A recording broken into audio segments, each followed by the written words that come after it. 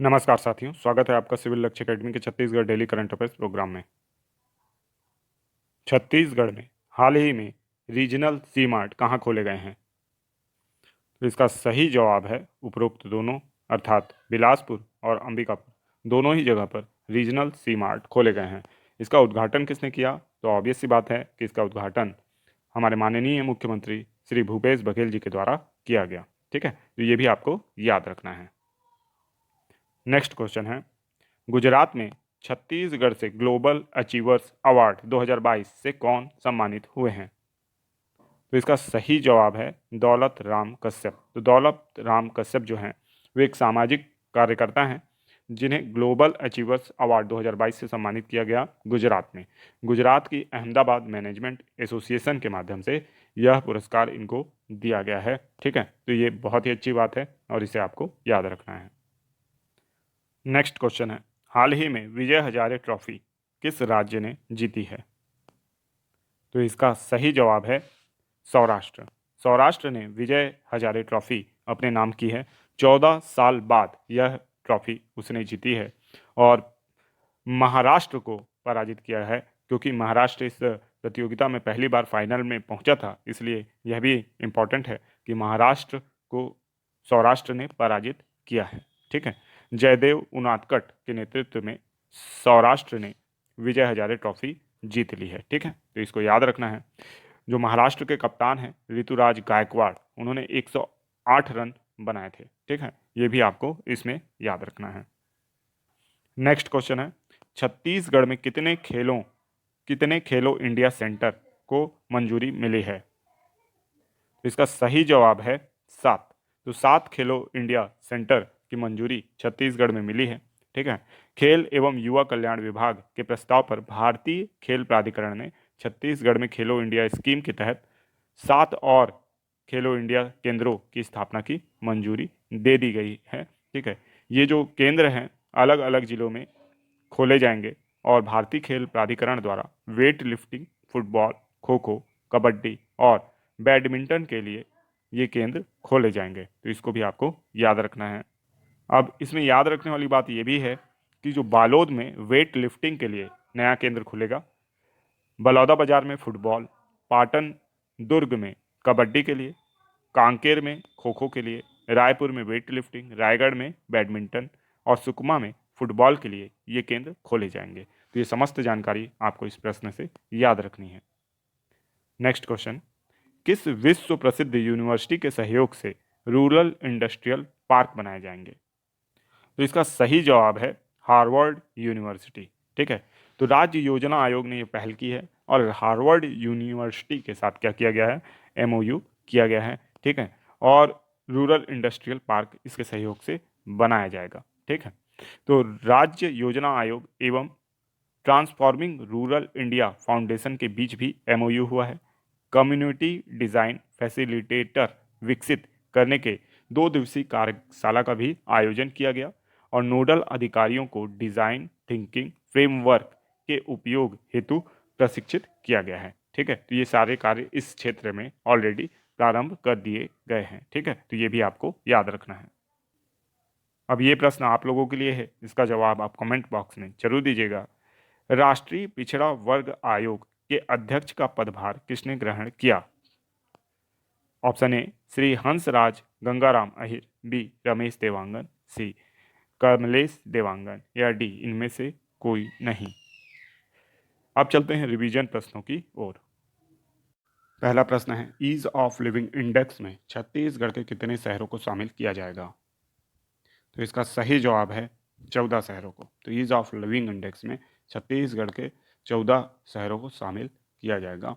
Total 264 शहरों को शामिल किया जाएगा। इसमें से 14 शहर इस बार छत्तीसगढ़ के शामिल किए जाएंगे, जो एक बड़ी बात है। ठीक है, इससे पहले 2018 में जो सर्वे हुआ था उसमें केवल 3 शहर शामिल थे, जबकि इस बार 14 शहर शामिल किए जा रहे हैं। ठीक है, तो ये भी बात आपको याद रखना है। इससे पहले जो देश का सर्वे हुआ था उसमें 100 शहर जो है शामिल किए गए थे, है ना, और इसमें 11 शहर अन्य थे।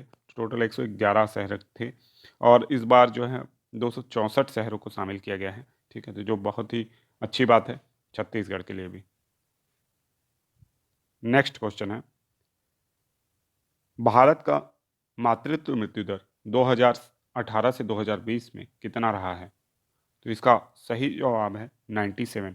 ठीक है, तो 97 हो गया है भारत का मातृत्व मृत्यु दर, जबकि 2014 से 16 तक ये 130 के उच्च स्तर पर था। इसके बाद 2015 से 17 में 122 और 16 से 18 में 113, 17 से 19 में 103 और वर्तमान में ये मात्र 97 रह गया है। इसी की तुलना अगर छत्तीसगढ़ से की जाए तो छत्तीसगढ़ का वर्तमान स्तर 137 है, जो भारत की 2014 से 16 के स्तर से भी ऊंचा है। ठीक है, हालांकि हमने इसमें काफ़ी सुधार किया है ना, 22 अंकों का सुधार किया है इस वर्ष, लेकिन अभी बहुत कुछ किया जाना बाकी है। नेक्स्ट क्वेश्चन है, छत्तीसगढ़ की किस पर्वतारोही ने राष्ट्रपति द्रौपदी मुर्मू से लैंड एडवेंचर पुरस्कार ग्रहण किया है? तो इसका सही जवाब है one and only Naina Singh Thakur. तो नैना सिंह ठाकर जो कि माउंट एवरेस्ट को फतह कर चुकी हैं और इन्होंने लैंड एडवेंचर अवार्ड जीता है। ठीक है, और 30 नवंबर को राष्ट्रपति भवन में राष्ट्रपति द्रौपदी मुर्मू के हाथों इन्हें यह पुरस्कार प्रदान किया गया है। नैना सिंह ठाकर को स्मृति चिन्ह, प्रमाण पत्र समेत 15 लाख रुपए की राशि भी दी गई है। नैना सीजी की पहली बेटी हैं जिन्हें इस पुरस्कार से नवाजा गया है।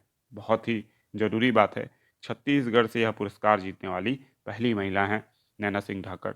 इसके अलावा शुभम धनंजय वनमाली को भी यह पुरस्कार दिया गया है। ग्रुप कैप्टन कुंवर भवानी सिंह सम्याल को भी यह लाइफ टाइम अचीवमेंट पुरस्कार प्रदान किया गया है। ठीक है, लेकिन छत्तीसगढ़ से नैना सिंह ठाकर इस पुरस्कार को जीतने वाली प्रथम महिला बन गई हैं, प्रथम व्यक्ति भी बन गई हैं।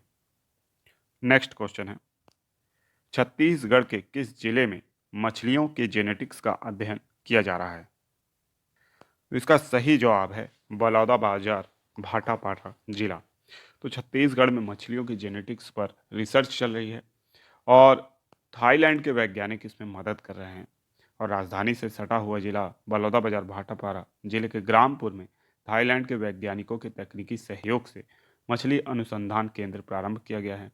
इस केंद्र से छत्तीसगढ़ सहित पूरे देश में मछलियों के उन्नत किस्म के बीजों की आपूर्ति हो रही है। इस अनुसंधान केंद्र में थाईलैंड के वैज्ञानिक अनुसंधान के साथ ही प्रशिक्षण भी देंगे और लगभग 100 एकड़ में यह जो अनुसंधान केंद्र है ये फैला हुआ है। तो इस बात को आपको याद रखना है। नेक्स्ट क्वेश्चन है, डिजिटल रुपए का पहला पायलट प्रोजेक्ट कब से प्रारंभ हुआ है? तो इसका सही जवाब है 1 दिसंबर से। तो 1 दिसंबर से डिजिटल रुपए का पहला पायलट प्रोजेक्ट शुरू हो चुका है और यह 4 शहरों में किया जाएगा। आरबीआई ने इस ट्रायल के लिए 8 बैंकों को चिन्हित किया है जो इसमें चरणबद्ध तरीके से शामिल होंगे। अब इसके ई रुपीज़ या डिजिटल रुपए का क्या फ़ायदा है? तो ये डिजिटल फॉर्म में रहेगा, छपाई का झंझट नहीं रहेगा और क्षतिग्रस्त नहीं होगा। ठीक है, नोट जो है क्षतिग्रस्त नहीं होगा, छपाई का खर्चा नहीं आएगा, चोरी होने का खतरा नहीं होगा और नकली जो रुपए प्रिंट होते हैं उसका भी खतरा जो है वो टाला जा सकेगा। ठीक है, तो हम देखते हैं कि काफ़ी सारे ऐसे भी जो समाधान हैं ई रुपये से जिसका हल किया जा सकेगा। इसके अलावा बहुत सारी चीज़ें हैं इसके फ़ायदे के लिए। सरकार का करेंसी छापने का जो खर्च है वो बचेगा। नकली नोट जो हैं उसकी समस्या से जो ब्लैक मनी सर्कुलेट होती है, हवाला मार्केट जो चलता है वो भी कम होगा। ट्रांजैक्शन पर नज़र रखने में आसानी हो जाएगी। ठीक है, तो इस तरीके से बहुत सी यानी समाधान इससे किए